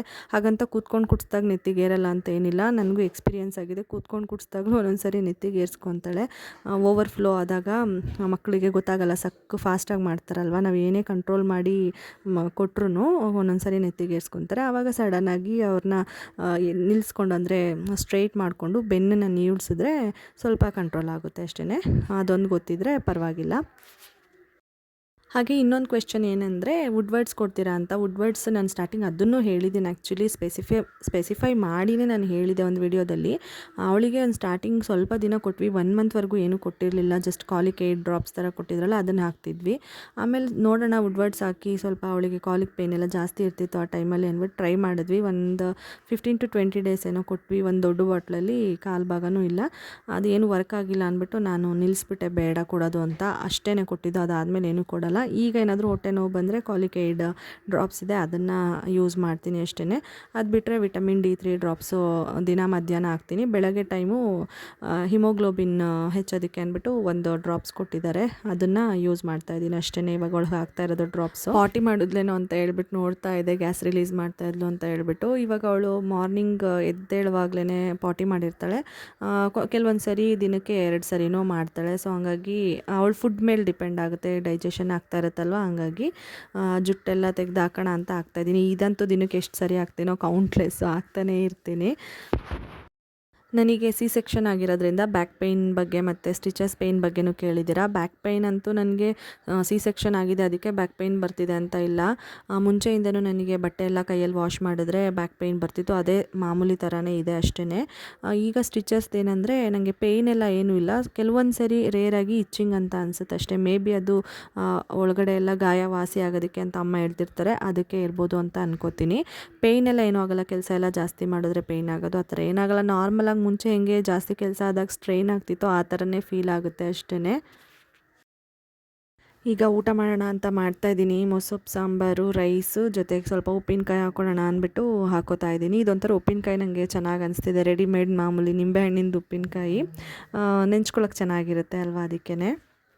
ನಾನು ಈ ಸರಿ ಗೌರಿ ಗಣೇಶ ಹಬ್ಬಕ್ಕೆ ತೊಗೊಂಡಿದ್ದು ಡ್ರೆಸ್ಸು ಪಾಪುಗೆ ಲಂಗ ಬ್ಲೌಸ್ದು ಲಿಂಕ್ ಕೊಡಿ ಅಂತ ಕೇಳ್ತಿದ್ರಿ. ಅದು ಲಿಂಕ್ ಏನಿಲ್ಲ, ನಾನು ಮೈಸೂರಲ್ಲಿ ಮನ್ನಾಸ್ ಅಂತ ಇದೆ, ಅಲ್ಲಿ ತೊಗೊಂಡಿದ್ದು. ಜಸ್ಟ್ 550 ರುಪೀಸ್ಗೇನೋ ತೊಗೊಂಡಿದ್ದು, ರೆಡಿಮೇಡು. ಹೊಲ್ಸೋದಕ್ಕೆ ಆಗಿಲ್ಲ, ಟೈಮ್ ಆಗೋಯ್ತು ಅಂತ ಹೇಳ್ಬಿಟ್ಟು. ಅದು ಬಂದು 1 ಇಯರ್ ಬೇಬಿದು. ನಾನು ಅದನ್ನು ಆಲ್ಟರ್ ಮಾಡಿಸ್ಬಿಟ್ಟು ಇವಳಿಗೆ ಹಾಕಿದ್ದೆ. ಸ್ವಲ್ಪ ದೊಡ್ಡ ಸೈಜೇ ತೊಗೊತೀನಿ, ಒಂದು ಸರಿ ಹಾಕ್ಬಿಟ್ಟು ಮತ್ತೆ ಹಾಕಿಲ್ಲ ಅಂದರೆ ವೇಸ್ಟ್ ಆಗುತ್ತಲ್ವ, ಅದಕ್ಕೇ. ಅದು ಕೇಳಿದ್ರಲ್ಲ, ಅದಕ್ಕೆ ಆನ್ಸರ್ ಮಾಡಿದ್ದೀನಿ. ಅದು ರೆಡಿಮೇಡು ತೊಗೊಂಡಿರೋದು. ಆನ್ಲೈನಲ್ಲೂ ತುಂಬ ಸಿಗುತ್ತೆ, ಇನ್ಸ್ಟಾ ಪೇಜಸಲ್ಲೂ ಸಿಗುತ್ತೆ, ನೋಡ್ಬೋದು ನೀವು. ಯಾವುದಾದ್ರೂ ಒಂದು ಇನ್ಸ್ಟಾ ಪೇಜಲ್ಲಿ ತೊಗೋಬೋದು. ಇವಾಗ ನೋಡಿ ಅವಳು ಹಾಗೆ ಮಲ್ಕೊಂಬಿಟ್ಲಂದರೆ, ಹೆಗ್ಲ ಮೇಲೆ ಮಲ್ಕೊತಿರ್ಲಿಲ್ಲ, ತೊಡೆ ಮೇಲೆ ಮಲ್ಕೊತಿರ್ಲಿಲ್ಲ, ನಿಮ್ಗೆ ಹೇಳಿದೆ ಅಲ್ವಾ. ಬಟ್ ಇವತ್ತು ಏನೋ ಗೊತ್ತಿಲ್ಲ, ಅಪರೂಪಕ್ಕೆ ಹೆಗ್ಲ ಮೇಲೆ ಹಾಗೆ ಮಲ್ಕೊಂಬಿಟ್ಲು. ಫುಲ್ ಖುಷಿಯಾಗೋಯ್ತು ನನಗಂತೂ. ಆಮೇಲೆ ತೊಗೊಂಡೋಗಿ ನಾನು ಜೋಲಿಗೆ ಹಾಕ್ತೆ, ಅಂದರೆ ಮಧ್ಯದಲ್ಲಿ ಏನಾದರೂ ಒದ್ದಾಡಿದ್ರೆ ಜೋಲಿಲಿದ್ದರೆ ತೂಗಕ್ಕೆ ಸರಿ ಹೋಗುತ್ತೆ ಅಂದ್ಬಿಟ್ಟು ಮತ್ತೆ ತೊಗೊಂಡೋಗಿ ಜೋಲಿಗೆ ಹಾಕ್ತೆ. ಕೆಳಗಡೆ ಬೆಡ್ ಮೇಲಾದರೆ ನೆಟ್ಟೆಲ್ಲ ಕವರ್ ಮಾಡಬೇಕಾಗುತ್ತೆ, ಕವರ್ ಮಾಡೋ ಟೈಮಲ್ಲಿ ಎದ್ಗಿದ್ಬಿಟ್ರೆ ಅಂದ್ಬಿಟ್ಟು ಜೋಲಿಗೆ ಹಾಕ್ತಾಯಿದ್ದೀನಿ. ಜೋಲಿ ಆದರೆ ಈಸಿಯಾಗಿ ನೆಟ್ ಕಟ್ಟೋದಕ್ಕೆ ಈಸಿ ಆಗುತ್ತೆ ಅಂತ ಹೇಳ್ಬಿಟ್ಟು. ಹಾಗೆ ತುಂಬ ಜನ ನನಗೇನೆಂದರೆ ಈ ಪ್ರೆಗ್ನೆನ್ಸಿ ರಿಲೇಟೆಡ್ ಅಂದರೆ ಟ್ರೀಟ್ಮೆಂಟ್ ಟೈಮ್ದು ಕ್ವೆಶ್ಚನ್ಸು ಎಲ್ಲ ಕೇಳ್ತೀರಾ. ನಾನು ಅದಕ್ಕೇ ಅದ್ರದ್ದೆಲ್ಲ ವಿಡಿಯೋಸ್ ಅಲ್ಲಲ್ಲೇ ಮಾಡಿಬಿಟ್ಟಿದ್ದೀನಿ. ಅಂದರೆ ರಿಪೋರ್ಟ್ಸ್ಗಳದ್ದು ಯಾವ್ಯಾವ ಲೆವೆಲ್ಸ್ಗಳು ಎಷ್ಟೆಷ್ಟು ರೇಂಜಲ್ಲಿತ್ತು ನಂದು AMH ಲೆವೆಲ್ ಆಗಿರ್ಬೋದು, ಅದೆಲ್ಲನೂ ರಿಪೋರ್ಟ್ ಸಮೇತ ನಿಮಗೆ ವಿಡಿಯೋಸ್ ಮಾಡಿ ಹೇಳಿದ್ದೀನಿ. ನನಗೂ ಇವಾಗೆಲ್ಲ ನಿಜವಾಗ್ಲೂ ಮರ್ತೋಗಿದೆ, ಓಕೆನಾ. ನನಗೆ ಪ್ರಾಪರಾಗಿ ಹೇಳೋಕ್ಕಾಗಲ್ಲ, ನಾನು ಹೇಳಬೇಕು ಅಂದರೂ ಇವಾಗ ಗೂಗಲ್ ಮಾಡಿ ವಿಡಿಯೋಸ್ ನೋಡಿನೇ ಹೇಳಬೇಕಾಗುತ್ತೆ. ಹಂಗಾಗಿ ನೀವು ನನ್ನ ಚಾನಲಲ್ಲಿ ಸರ್ಚ್ ಮಾಡಿದ್ರೆ ಅದರದ್ದು ಸಪ್ರೇಟ್ ವಿಡಿಯೋಸ್ ಸಿಗುತ್ತೆ ನಿಮಗೆ. ಅದರಲ್ಲಿ ನೋಡಿದ್ರೆ ಕ್ಲಾರಿಟಿ ಸಿಗುತ್ತೆ, ನಿಮ್ಮ ಕ್ವೆಶ್ಚನ್ಗೆಲ್ಲ ಆನ್ಸರ್ ಸಿಗುತ್ತೆ. ಯಾವ ಥರ ಇತ್ತು, ಯಾವ್ಯಾವ ಥರ ಟ್ಯಾಬ್ಲೆಟ್ಸ್ ಎಲ್ಲ ತೊಗೊಂಡಿದ್ದೆ, ಅದು ಎಲ್ಲ ವೀಡಿಯೋಸ್ನು ಮಾಡಿ ಹಾಕಿದ್ದೀನಿ. ಪ್ರೆಗ್ನೆನ್ಸಿಗೆ ಮುಂಚೆನೂ ವ್ಲಾಗ್ಸ್ ಮಾಡ್ತಿದ್ದೆ ಅಲ್ವಾ, ಅಲ್ಲೂ ಎಲ್ಲ ಶೇರ್ ಮಾಡ್ಕೊಂಡಿದ್ದೀನಿ. ಆಫ್ಟರ್ ಪ್ರೆಗ್ನೆನ್ಸಿ ಕೂಡ ಎಲ್ಲ ಶೇರ್ ಮಾಡ್ಕೊಂಡಿದ್ದೀನಿ. ಸ್ವಲ್ಪ ನೀವೆಲ್ಲ ಸರ್ಚ್ ಮಾಡಿ ನೋಡಿದ್ರೆ ಸಿಗುತ್ತೆ. ನನಗೆ ರಿಪೋರ್ಟ್ಸ್ ಎಲ್ಲ ಇಲ್ಲಿಲ್ಲ ಸದ್ಯಕ್ಕೆ, ಅದು ನಮ್ಮ ಮನೆಯಲ್ಲಿದೆ, ಎಲ್ಲೆಲ್ಲಿದೆ ಅದನ್ನು ಹುಡುಕಬೇಕಾಗುತ್ತೆ. ಅದಕ್ಕೇ ನಾನು ಅದಕ್ಕೆಲ್ಲ ಕಮೆಂಟ್ಸಿಗೆ ಆನ್ಸರ್ ಮಾಡೋದಕ್ಕಾಗ್ತಾಯಿಲ್ಲ. ದಯವಿಟ್ಟು ಬೇಜಾರು ಮಾಡ್ಕೋಬೇಡಿ ಯಾರೂ. ಗೊತ್ತಿದ್ದರೆ ಖಂಡಿತ ನಾನು ರಿಪ್ಲೈ ಮಾಡ್ತೀನಿ, ಮರ್ತೋಗಿರೋದು ರಿಪ್ಲೈ ಮಾಡೋಕ್ಕಾಗಲ್ಲ. ಮತ್ತು ಸಿಮ್ಟಮ್ಸ್ಗಳನ್ನೂ ಕೇಳ್ತೀರಾ ಪ್ರೆಗ್ನೆನ್ಸಿಗೆ ಮುಂಚೆ, ಅಂದರೆ ನಿಮಗೆ ಪ್ರೆಗ್ನೆನ್ಸಿ ಕನ್ಫರ್ಮ್ ಆಗೋ ಮಂತಲ್ಲಿ ಯಾವ ಥರ ಸಿಮ್ಟಮ್ಸ್ ಎಲ್ಲ ಇತ್ತು ಅಂತ, ಅದನ್ನು ಸಪ್ರೇಟಾಗಿ ವಿಡಿಯೋ ಮಾಡಿದ್ದೀನಿ. ನನಗೆ ನಿಜವಾಗ್ಲೂ ಪೀರಿಯಡ್ಸ್ ಸಿಮ್ಟಮ್ಸ್ ಇತ್ತು, ಆಲ್ಮೋಸ್ಟು ಹೊಟ್ಟೆ ನೋವೋದು ಆ ಥರ ಎಲ್ಲ. ನನಗೆ ನಾರ್ಮಲ್ ಡೆಲಿವರಿ ಸ್ಟಿಚಸ್ ಪೇಯ್ನು ಆ ಥರ ಎಲ್ಲ ಇತ್ತು. ನಾನು ಕನ್ಫರ್ಮ್ ಆಗಲ್ಲ ಅಂತಲೇ ಅಂದ್ಕೊಂಡ್ಬಿಟ್ಟಿದ್ದೆ, ಬಟ್ ಆಮೇಲೆ ಕನ್ಫರ್ಮ್ ಆಯಿತು. ಸೊ ಒಬ್ಬೊಬ್ರಿಗೆ ಒಂದೊಂದು ಥರ ಇರುತ್ತೆ, ಲೈಟಾಗಿ ಪಿಂಪಲ್ಸ್ ಎಲ್ಲ ಬರೋದು, ಆ ಥರ ಎಲ್ಲ ಆಗುತ್ತೆ. ನನಗೂ ಸ್ವಲ್ಪ ಪಿಂಪಲ್ಸ್ ಬಂದಿರೋದು ಅಬ್ಸರ್ವ್ ಮಾಡಿದ್ದೀನಿ ನಾನು. ಅದನ್ನು ಒಬ್ಬರು ಕ್ವೆಶ್ಚನ್ ಕೇಳಿದರೆ ಹಾಗಾಗಿ ಅದನ್ನು ನೆನಪಿಸ್ಕೊಂಡು ಹೇಳ್ತಾ ಇದ್ದೀನಿ. ಬಟ್ ಎಲ್ಲರಿಗೂ ಒಂದೇ ಥರ ಇರುತ್ತೆ ಸಿಮ್ಟಮ್ಸ್ ಅಂತ ಹೇಳಕ್ಕೆ ಬರಲ್ಲ, ಡಿಫ್ರೆಂಟಾಗಿರುತ್ತೆ. ಕೆಲವೊಬ್ರಿಗಂತೂ ಅಸಿಮ್ಟಮ್ಯಾಟಿಕ್ ಅಂದರೆ ಏನೂ ಸಿಮ್ಟಮ್ಸ್ ಇರಲ್ಲ, ಬಟ್ ಪ್ರೆಗ್ನೆಂಟ್ ಆಗಿರ್ತಾರೆ, ಜಸ್ಟ್ ಪೀರಿಯಡ್ ಮಿಸ್ ಆಗಬೇಕು ಅದನ್ನೇ ಕಾಯಬೇಕಾಗುತ್ತೆ ಅಂಥವರಿಗೆ. ಕೆಲವೊಬ್ಬರಿಗೆ ವಾಮಿಟಿಂಗ್ ಸೆನ್ಸೇಷನ್ ಬೇಗನೆ ಶುರುವಾಗುತ್ತೆ. ಆ ಥರ ಡಿಪೆಂಡ್ ಆಗುತ್ತೆ. ಎಲ್ರಿಗೂ ಒಂದೇ ಥರ ಇರುತ್ತೆ ಅಂತ ನೀವು ತಿಳ್ಕೊಳ್ಳೋದಕ್ಕೆ ಹೋಗಬೇಡಿ. ಸಿಮ್ಟಮ್ಸ್ ಇಲ್ಲ, ನನಗೆ ಪ್ರೆಗ್ನೆನ್ಸಿ ಕನ್ಫರ್ಮ್ ಆಗೋದಿಲ್ಲ ಅಂತೆಲ್ಲ ಅಂದ್ಕೊಳಕ್ಕೆ ಹೋಗಬೇಡಿ. ನಾನೇ ಅದಕ್ಕೆ ಎಕ್ಸಾಂಪಲು. ಏನೂ ಅಷ್ಟು ಸಿಮ್ಟಮ್ಸೇ ಇಲ್ಲ, ನಾರ್ಮಲ್ ಆಗೇ ಇದ್ದೆ, ಪೀರಿಯಡ್ ಸಿಮ್ಟಮ್ಸೇ ಇತ್ತು, ಬಟ್ ಕನ್ಫರ್ಮ್ ಆಗಿತ್ತು ನನಗೆ. ಇವಾಗ ಫ್ರೆಶ್ ಅಪ್ ಆಗಿಬಿಟ್ಟು ಬರೋಣ ಅಂತ ಹೇಳ್ಬಿಟ್ಟು ಹೋದೆ. ಫ್ರೆಶ್ ಅಪ್ ಆಗಿ ಕೂಡ ಬಂದೆ. ಮತ್ತು ವಾಷಿಂಗ್ ಮಿಷಿನ್ ಮತ್ತೆ ಯೂಸ್ ಮಾಡ್ತಾಯಿದ್ದೀವಿ. ಮೂಲೆಗೆ ಇಟ್ಬಿಟ್ಟಿದ್ರು ಅಮ್ಮ, ನಾನಿಲ್ಲ ತೆಗೀರಿ ಯೂಸ್ ಮಾಡೋಣ ಅಂದ್ಬಿಟ್ಟು ಇವಾಗ ಅದನ್ನು ಚಾಲೂ ಮಾಡಿಸಿದ್ದೀನಿ. ಅದರಲ್ಲೇ ವಾಶ್ ಮಾಡೋದು ಬಟ್ಟೆಗಳೆಲ್ಲ. ಕೊಳೆ ಆಗಿದ್ದರೆ ಬ್ರಷ್ ಮಾಡಿಬಿಟ್ಟು ಹಾಕ್ತೀವಿ. ಸೊ ಇವಾಗ ಇದು ಸೆಮಿ ಆಟೋಮೆಟಿಕ್ಕು. ಒಬ್ರು ಯಾರಾದರೂ ಇರಬೇಕಾಗುತ್ತೆ, ಸ್ವಲ್ಪ ಕೆಲಸ ಹಿಡಿಯುತ್ತೆ. ಬಟ್ ಓಕೆ, ಕೈಯಲ್ಲೆಲ್ಲ ವಾಶ್ ಮಾಡಿ ಸ್ಟ್ರೈನ್ ಮಾಡ್ಕೊಳ್ಳೋದಕ್ಕಿಂತ ಸದ್ಯಕ್ಕೆ ನಾನು ಹೋಗೋವರೆಗೂ ಇದನ್ನು ಯೂಸ್ ಮಾಡಿ ಅಂತ ಹೇಳ್ಬಿಟ್ಟು ಅಮ್ಮಂಗೆ ಹೇಳಿದ್ದೀನಿ. ಬಟ್ಟೆಗಳೆಲ್ಲ ಜಾಸ್ತಿ ಇರುತ್ತಲ್ಲ ಅಂತ ಹೇಳ್ಬಿಟ್ಟು. ಚೆನ್ನಾಗಿಯೇ ಕೊಳೆ ಎಲ್ಲ ಹೋಗುತ್ತೆ. ಓಕೆನಾ, ನಮ್ಮ ವಾಷಿಂಗ್ ಮಿಷಿನ್ಗಿಂತ ಇದರಲ್ಲೇ ನನಗೆ ಕಂಫರ್ಟಾಗಿ ಅನಿಸಿತು. ಚೆನ್ನಾಗಿ ಕ್ಲೀನಾಗಿ ಒಗೆದಿದೆ ಅಂತ ಅನ್ಸೋದು. ಯಾಕೆಂದರೆ ಕೈಯಲ್ಲಿ ಜಾಸ್ತಿ ಎಲ್ಲ ನೀರು ಹಾಕಿ 2-3 ಸರಿ ಅದನ್ನು ಸ್ಪಿನ್ ಮಾಡಿ ಜಾಲಿಸಿ ಒಗ್ಸಿ ಎಲ್ಲ ಮಾಡಿಸ್ತೀನ, ಅದಕ್ಕೆ ಚೆನ್ನಾಗಿ ಅನಿಸುತ್ತೆ. ಸೊ ಇವಾಗ ವಾಷಿಂಗ್ ಮಿಷಿನ್ನೇ ಯೂಸ್ ಮಾಡ್ತಾ ಇರೋದು. ಬಟ್ಟೆಗಳೆಲ್ಲ ಸ್ವಲ್ಪ ಇದ್ದಿದ್ದೆಲ್ಲ ತೆಗ್ದಾಕ್ತೆ, ಡ್ರೈ ಆಗಿರೋದು, ಮತ್ತು ಇನ್ನೊಂದು ರೌಂಡು ಹಾಕಿದೆ. ಇವಾಗ ಅಮ್ಮ ಪೂಜೆ ಮಾಡ್ತಾಯಿದ್ದಾರೆ. ಟೈಮ್ ನೋಡ್ಬೋದು ಎಷ್ಟಾಗಿದೆ ಅಂತ. ಅವಳು ಇನ್ನೂ ಮಲಗಿದ್ಲು, ಅದಕ್ಕೆ ನಾನು ಕೂಡ ಕೂತ್ಕೊಂಡು ಸುಮ್ಮನೆ ಟಿ ವಿ ನೋಡ್ತಾಯಿದ್ದೆ, ಮೊಬೈಲ್ ನೋಡ್ತಾಯಿದ್ದೆ. ಆಮೇಲೆ ಎದ್ಮೇಲೆ ಅಮ್ಮಂದು ಪೂಜೆ ಎಲ್ಲ ಆಗಿತ್ತಲ್ಲ, ಆಟ ಆಡಿಸ್ತಾಯಿದ್ರು ಎತ್ಕೊಂಡು ಅವಳನ್ನ. ನಾನು ಈ ವ್ಲಾಗ್ ಮುಖಾಂತರನೇ ಆಲ್ಮೋಸ್ಟ್ ನಿಮ್ಮೆಲ್ಲ ಕ್ವೆಶ್ಚನ್ಗೂ ಆನ್ಸರ್ ಮಾಡಿದ್ದೀನಿ ಅಂತ ಅನ್ಕೋತೀನಿ. ಅದೇ ನಾನು ಹೇಳ್ದಾಗೆ ಈ ರಿಪೋರ್ಟ್ಸ್ಗಳದ್ದು ಆ ಥರದ್ದೆಲ್ಲ ಬಂದಾಗ ನನಗೆ ಅದು ಗೊತ್ತಾಗ್ತಾಯಿಲ್ಲ, ಮರ್ತೋದಂಗಾಗಿದೆ. ಅದೊಂದು ಮಾತ್ರ ಮಿಸ್ ಆಗ್ತಿದೆ ಅಷ್ಟೇ. ಬಟ್ ಅದಕ್ಕೆ ಖಂಡಿತವಾಗ್ಲೂ ನಿಮ್ಗೆ ಆನ್ಸರ್ ಸಿಗುತ್ತೆ. ನಾನು ವೀಡಿಯೋಸ್ ಎಲ್ಲ ಮಾಡಿ ಹಾಕಿದ್ದೀನಿ, ದಯವಿಟ್ಟು ಹೋಗಿ ನೋಡಿ. ಓಕೆನಾ. ಇವಾಗ ಸಂಜೆ ಅವಳಿಗೆ ಸ್ನ್ಯಾಕ್ಸ್ ಥರ ಸ್ವಲ್ಪ ರವೆದು ಗಂಜಿ ಥರ, ಸಜ್ಜಿಗೆ ಥರ ಮಾಡಿಬಿಟ್ಟು ತಿನ್ನಿಸ್ತಾ ಇದ್ದೀನಿ. ಕಮೆಂಟ್ಸಲ್ಲಿ ಎಲ್ಲರೂ ಬೆಲ್ಲ ಯೂಸ್ ಮಾಡಿ ಸ್ವಲ್ಪ ಏನಾಗಲ್ಲ ಅಂದ್ರಲ್ಲ, ಅದಕ್ಕೆ ನಾನು ಕಮೆಂಟ್ಸ್ ಎಲ್ಲ ನೋಡಿಬಿಟ್ಟು ಸರಿ ತಾಳು ಸ್ವಲ್ಪ ಸಜ್ಜಿಗೆ ಥರ ಮಾಡಿ ತಿನ್ಸೋಣ ಅಂತ ತಿನ್ನಿಸ್ತಾ ಇದ್ದೆ. ಯಾಕೆಂದರೆ ಬಾಳೆಹಣ್ಣು ಹಣ್ಣಾಗಿರಲಿಲ್ಲ, ಏಲಕ್ಕಿ ಬಾಳೆಹಣ್ಣು ಬಿಟ್ಟು ಇನ್ಯಾವ ಬಾಳೆಹಣ್ಣು ನಾನು ಅವಳಿಗೆ ಇದುವರೆಗೂ ಟ್ರೈ ಮಾಡೋಕ್ಕೆ ಹೋಗಿಲ್ಲ. ಬೂದ್ ಬಾಳೆಹಣ್ಣು ಆಗಿರ್ಬೋದು, ಪಚ್ಚ ಬಾಳೆಹಣ್ಣು ಆಗಿರ್ಬೋದು, ಅದೆಲ್ಲ ಏನೂ ಟ್ರೈ ಮಾಡಿಲ್ಲ. ಶೀತ ಆಗುತ್ತೆ, ಕಫ ಆಗಿಬಿಡುತ್ತೆ ಆಮೇಲೆ ಅಂತ ಹೇಳ್ಬಿಟ್ಟು. ಬಟ್ ಏಲಕ್ಕಿ ಬಾಳೆಹಣ್ಣು ಆಲ್ಮೋಸ್ಟ್ 4 ಮಂತ್ಸ್ ಆಗ್ತಾ ಬಂತು ಯೂಸ್ ಮಾಡೋಕ್ಕೆ ಶುರು ಮಾಡಿ. ಏನು ತೊಂದರೆ ಇಲ್ಲ, ಅದರಿಂದ ಆರಾಮಾಗಿ ಇದ್ದಾಳೆ ಅವಳು. ಕಂಟಿನ್ಯೂ ಮಾಡ್ಕೊಂಡು ಬಂದೆ. ಇದು ಅಂಗನವಾಡಿಲಿ ಫುಡ್ ಕೊಡ್ತಾರೆ ನೋಡಿ, ಅದಕ್ಕೆ ಸ್ವಲ್ಪ ಬೆಲ್ಲ, ಆರ್ಗ್ಯಾನಿಕ್ ಬೆಲ್ಲ ಅವರೇ ಕೊಟ್ಟಿದ್ದರು. ಅದನ್ನು ಹಾಕ್ಬಿಟ್ಟು ಮಾಡಿದ್ದೆ. ಅಮ್ಮಂಗೆ ತಮ್ಮಂಗೆಲ್ಲ ಕೊಟ್ಟೆ, ನಾನು ತಿಂತಾಯಿದ್ದೆ. ನನಗೆ ಇದು ಇಷ್ಟ. ಯಾಕೆಂದರೆ ಚಿಕ್ಕದ್ರಲ್ಲಿ ಅಂಗನವಾಡಿಗೆ ಹೋಗಲೇ ಇಲ್ಲ ನಾನು. ಅಜ್ಜಿ ಮನೆಗೆ ಹೋದಾಗ ಬೇಸಿಗೆ ರಜದಲ್ಲಿ ಮಾತ್ರ ಕಳಿಸೋದು ಅಜ್ಜಿ. 1-2 ಸತಿ ಹೋಗಿದ್ದೀನಿ. ಇಷ್ಟ ಅದೊಂಥರ ನನಗೆ ತಿನ್ನೋದಕ್ಕೆ, ಅದಕ್ಕೆ ಮಾಡಿದ್ದೆ. ಅದ್ರ ಜೊತೆಗೆ ಪುಷ್ಟಿ ಮತ್ತು ಸಕ್ಕರೆ, ಆರ್ಗ್ಯಾನಿಕ್ ಬೆಲ್ಲ ಮತ್ತು ಮಿಲ್ಕ್ ಪೌಡರ್ ಇದನ್ನೆಲ್ಲ ಕೊಟ್ಟಿದ್ದರು. ಎಲ್ಲ ಮನೆಗೆ ಕೊಡ್ತಾರೆ. ಕೆಲವೊಂದು ಕಡೆ ಏನು ಗೊತ್ತಾ, ಏನೂ ಕೊಡಲ್ಲ ಮನೆಗೆ. ಬಂದು ಊಟ ಮಾಡೋದಾದರೆ ಮಾಡಿ ಅಂತಾರೆ, ಇಲ್ಲಾಂದರೆ ಏನೂ ಕೊಡೋದಿಲ್ಲ. ಬಟ್ ಇಲ್ಲಿ ಕೊಟ್ಟಿದ್ದರು. ಎಗ್ ಕೂಡ ನಮಗೆ ಅಂತ ಹೇಳಿ ಬರುತ್ತೆ, ಅದನ್ನು ಮಾತ್ರ ಅಲ್ಲಿ ಬಂದರೆ ಮಾತ್ರ ಕೊಡೋದು ಅಂದರು. ನನಗೆ ಅವಾಗ ಅನಿಸಿದ್ದು ಏನಂತಂದರೆ, ನಿಜವಾಗ್ಲೂ ಫ್ರ್ಯಾಂಕಾಗಿ ಹೇಳಬೇಕು ಅಂತಂದರೆ, ಇದನ್ನೆಲ್ಲ ಕೊಟ್ಟಮೇಲೆ ಅದನ್ನು ಕೊಡಬೇಕು, ಇಲ್ಲಾಂದರೆ ಯಾವುದನ್ನು ಕೊಡಬಾರ್ದು ಅಂತ ಅನ್ನಿಸ್ತು. ಯಾಕೆಂದರೆ ನಮಗೆ ಅಂತ ಕೊಟ್ಟಿದ್ದು ಕೊನೆಗೆ ಏನಾಗುತ್ತೆ ಅನ್ನೋದೇ ಒಂದು ಕ್ವೆಶ್ಚನ್ ಮಾರ್ಕ್ ಆಗಿ ಉಳ್ಕೊಳ್ಳುತ್ತೆ. ಅದಕ್ಕೆ ಅಷ್ಟೇ ಹೇಳ್ತಾ ಇದ್ದೀನಿ. ನಿಮ್ಮ ಕಡೆ ಎಲ್ಲ ಹೇಗೆ ಏನು ಅಂತ ಹೇಳ್ಬಿಟ್ಟು, ಅಂಗನವಾಡಿ ಸಿಸ್ಟಮ್ ಎಲ್ಲ ಯಾವ ಥರ ಇದೆ ಅಂತ ಹೇಳ್ಬಿಟ್ಟು ನನಗೆ ಕಮೆಂಟ್ ಮಾಡಿ ತಿಳಿಸಿ. ಇವಾಗ ನಾನು ಸ್ವಲ್ಪ ರೆಸ್ಟ್ ಮಾಡಿದೆ, ಅವಳು ಮಲಗಿದ್ಲಲ್ಲ ಅಂತ. ಆಮೇಲೆ ಊಟ ಮಾಡೋಣ ಅಂತ ಬಂದೆ. ಮುದ್ದೆ ಬಿಸಿ ಬಿಸಿ ಇತ್ತು. ಅಮ್ಮ ಬಾ ಊಟ ಮಾಡ್ಕೊಂಡ್ರು. ಊಟ ತಟ್ಟೆಗೆ ಹಾಕ್ಕೊಂಡು ಬಂದು ಮೂವಿ ಬರ್ತೈತೆ ಯಾವುದೋ, ಅದನ್ನು ನೋಡಿಕೊಂಡು ಜಸ್ಟ್ ಒಂದೇ ತುತ್ತು, 1-2 ತುತ್ತು ಇಲ್ಲ ಹಾಕ್ಕೊಂಡೆ. ಅವಳು ಮತ್ತೆ ಎದ್ಬಿಟ್ಲು, ಯಾಕೋ ಜೋರಾಗಿ ಅಳ್ಕೊಂಡು ಎದ್ಬಿಟ್ಲು. ನೋಡ್ಬೋದು ನೀವು, ಹಂಗೆ ವಿಡಿಯೋ ಕ್ಯಾಪ್ಚರ್ ಆಗಿದೆ. ಎಲ್ಲ ಬಿಟ್ಬಿಟ್ಟು ಓಡ್ತೀವಿ. ಗೆಜ್ಜೆ ಬೇರೆ ಹಾಕಿದ್ದೀವ, ಇವಾಗ ಹಾಕೋಣ ಇನ್ನೇನು ಚಿಕ್ಕದಾಗ್ಬಿಡುತ್ತೆ ಅಂದ್ಬಿಟ್ಟು. ಸೌಂಡು ಗೊತ್ತಾಗ್ಬಿಡುತ್ತೆ ಅವಳು ಕಾಲು ಸೌಂಡು. ಅಜ್ಜಿ ತಂದುಕೊಟ್ಟಿದ್ರು ನಮ್ಮ ಅಪ್ಪ ಅವರ ಅಮ್ಮ. 9 ಡೇಸ್ ಇದ್ದಾಗ ತಂದಿದ್ದು. ಇವಾಗ ಆಗ್ತಾಯಿದೆ ಅವಳಿಗೆ ಕರೆಕ್ಟಾಗಿ. ಎದ್ಲಲ್ಲ ಅಂತ ಎತ್ಕೊಂಡು ಬಂದ್ವಿ. ತೊಡೆ ಮೇಲೆ ಹಾಕ್ಕೊಂಡು ಮಲಗ್ಸೋಕ್ಕೆ ಟ್ರೈ ಮಾಡ್ತಾಯಿದ್ದೀನಿ. ಊಟ ಮಾಡಿರಲಿಲ್ಲ, ಮಲ್ಕೊಂಬಿಟ್ಟಿದ್ಲು ಹಂಗೇ. ಸ್ವಲ್ಪ ತಿನ್ನಿಸಿದ್ವಿ ಅನ್ನನ. ಆಮೇಲೆ ಮಲ್ಕೊತಾಳೇನೋ ಅಂತ ನೋಡಿದ್ರೆ ತೊಡೆ ಮೇಲೆ ಹಾಕಿದ್ರು, ಮಲ್ಕೊತಿಲ್ಲ. ಜೋಲಿಲಿ ಹಾಕಿದ್ರು, ಮಲ್ಕೊತಿಲ್ಲ. ಅವಳಿಗೆ ನಿದ್ದೆ ಬರ್ತಿಲ್ಲ. ಕೊನೆಗೆ ಎಷ್ಟೊತ್ತು ಮಾಡಿದ್ಲು ಅಂದರೆ 11 ಗಂಟೆ ಮಾಡಿದ್ಲು. 11 ಗಂಟೆಗೆ ಮಲ್ಕೊಂಡಿದ್ದವಳು, ಅದೂ ತೊಡೆ ಮೇಲೆ ಮಲ್ಕೊಂಡ್ಳು. ಮೆತ್ತಗೆ ತೆಗೆದು ಕೆಳಗಡೆಗೆ ಹಾಕ್ಬಿಟ್ಟು ನಾನು ಕೂಡ ಮಲ್ಕೊಂಡು ರೆಸ್ಟ್ ಮಾಡಿದೆ. ಯಾಕೋ ಜೋಲಿಲಿ ಮಲ್ಕೊಂಡು ಮಲ್ಕೊಂಡಿಲ್ಲ ಅವಳು. ಸದ್ಯ ಜೋಲಿಲಿ ಮಲ್ಕೊಳ್ಳೋದು ಅಭ್ಯಾಸ ತಪ್ಪಿಸ್ಕೊಂಡ್ರೆ ಸಾಕು ನಾನು ಇಲ್ಲಿಂದ ಹೋಗೋಷ್ಟರೊಳಗಡೆ ಅಂತ ಅನ್ಕೋತಾ ಇದ್ದೀನಿ. ನೋಡಬೇಕು ಹೆಂಗೆ ಮಾಡ್ತಾಳೆ ಅಂತ ಹೇಳ್ಬಿಟ್ಟು. ಗೊತ್ತಿಲ್ಲ ನನಗೂ. ನಾನು ಊಟ ಅರ್ಧಕ್ಕೆ ಬಿಟ್ಟು ಬಂದೆ, ಅರ್ಧನೂ ಇಲ್ಲ, ಸ್ಟಾರ್ಟಿಂಗೆಲ್ಲ ಬಿಟ್ಟು ಬಂದೆ. ನಮ್ಮ ಅಮ್ಮಂಗೆ ಊಟ ಮಾಡ್ಕೊಳ್ಳಿ, ನೀವು ಎತ್ಕೊಳ್ಳಿ ಇವರಂತೆ, ಆಮೇಲೆ ನಾನು ಮಾಡ್ತೀನಿ ಅಂತ ಅಂದೆ. ಹಿಂಗೆ ಅಡ್ಜಸ್ಟ್ ಮಾಡ್ಕೋಬೇಕು, ಒಬ್ಬರು ತಪ್ಪು ಒಬ್ಬರು. ಅವ್ರು ಊಟ ಮಾಡ್ತಾಯಿದ್ರು, ನಾನು ಇವಳಿಗೆ ಸಮಾಧಾನ ಮಾಡ್ತಾಯಿದ್ದೆ, ಮಲ್ಗ್ಸೋಕ್ಕೆ ನೋಡ್ತಾ ಇದ್ದೆ. ಬಟ್ ಹೇಳಿದ್ನಲ್ಲ ಮಲ್ಕೊಳ್ಳಿಲ್ಲ. ಆಮೇಲೆ ಅಮ್ಮ ಬಂದು ಎತ್ಕೊಂಡ್ರು, ನಾನು ಹೋಗಿ ಊಟ ಮಾಡಿಕೊಂಡೆ. ಅದಾದಮೇಲೆ ಮತ್ತೆ ನಾರ್ಮಲ್ ಇವಳಿಗೆ ಮಲ್ಗ್ಸೋದಕ್ಕೆ ಟ್ರೈ ಮಾಡೋದು. ನೋಡಿ ಏನು ಮಲ್ಕೊಳ್ಳೋ ಥರ ಕಾಣಿಸ್ತಿದ್ದಾಳೆ ಅವಳು, ಮಲ್ಕೊಳ್ಳಲ್ಲ ಅವಳು. ಅದಕ್ಕೆ ಸುಮ್ಮನೆ ಅದೇನು ಕಾಲು ನೋವು ಬರುತ್ತೆ ನನಗೂ ಅಂತ ಹೇಳ್ಬಿಟ್ಟು. ಹಾಗೆ ನಂಗೆ ಈಗ ಸಡನ್ನಾಗಿ ನೆನಪಾಯ್ತು ಇನ್ನೊಂದು ಕ್ವೆಶ್ಚನಿಗೆ ನಾನು ಆನ್ಸರ್ ಮಾಡಿಲ್ಲ. ಏನಂದರೆ ಆಫ್ಟರ್ ಡೆಲಿವರಿ ಫಸ್ಟ್ ಪೀರಿಯಡ್ಸು ನನಗೆ ಆ್ಯಕ್ಚುಲಿ ಇನ್ನೂ ಫಸ್ಟ್ ಪೀರಿಯಡ್ಸ್ ಬಂದಿಲ್ಲ. ಕೆಲವೊಬ್ಬರಿಗೆ ಬೇಗನೆ 3 ಮಂತ್ಸ್ 4 ಮಂತ್ಸ್ ಇದ್ದಾಗಲೇ ಬರುತ್ತೆ. ಬಟ್ ನನಗೆ ಇವಾಗ 7 ಮಂತ್ಸ್ ಕಂಪ್ಲೀಟಾಗಿ 8ಗೆ ಬಿದ್ದಿದೆ. ಬಟ್ ಇನ್ನೂ ಕೂಡ ಫಸ್ಟ್ ಪೀರಿಯಡ್ಸ್ ನಾನು ಎಕ್ಸ್ಪೀರಿಯೆನ್ಸ್ ಮಾಡಿಲ್ಲ. ಅದೆಲ್ಲ ಡಿಪೆಂಡ್ ಆಗುತ್ತೆ ಹೆರಿಡಿಟಿ ಮೇಲೆ. ಕೆಲವೊಬ್ಬರಿಗೆ 1 ವರ್ಷ 1.5 ವರ್ಷ ಅಂದರೆ ಫೀಡ್ ಮಾಡಿಸೋವರೆಗೂ ಕೆಲವೊಬ್ರಿಗೆ ಆಗೋಲ್ಲ. ಅಮ್ಮಂಗೆ 2 ಇಯರ್ಸ್ವರೆಗೂ ಇಲ್ಲ ಅಂತ ಹೇಳ್ತಿದ್ರು. ಮೇ ಬಿ ಆ ಥರನೇ ಇರ್ಬೋದು, ಗೊತ್ತಿಲ್ಲ ನನಗೂ. ಆದರೆ ನನ್ನ ಫಸ್ಟ್ ಪ್ರೆಗ್ನೆನ್ಸಿ ನಲ್ಲಿ ಅಂದರೆ ಫಸ್ಟ್ ಡೆಲಿವರಿನಲ್ಲಿ ನಾನು ಪಾಪು ಇರಲಿಲ್ಲ ಅಲ್ವಾ, ಫೀಡ್ ಮಾಡಿಸ್ತಿರ್ಲಿಲ್ಲ. ನನಗೆ 34 ಡೇಸ್ ಅಥವಾ 36 ಡೇಸ್ ಅಂತ ಅನ್ಕೋತೀನಿ, ಅಷ್ಟು ಬೇಗ ಫಸ್ಟ್ ಪೀರಿಯಡ್ಸ್ ಎಕ್ಸ್ಪೀರಿಯೆನ್ಸ್ ಮಾಡಿದ್ದೆ ನಾನು. ಬಟ್ ಇವಾಗ ಫೀಡ್ ಮಾಡಿಸ್ತಾ ಇರೋದ್ರಿಂದ ಲೇಟ್ ಆಗಿದೆ ಅಂತ ಅನ್ಕೋತೀನಿ.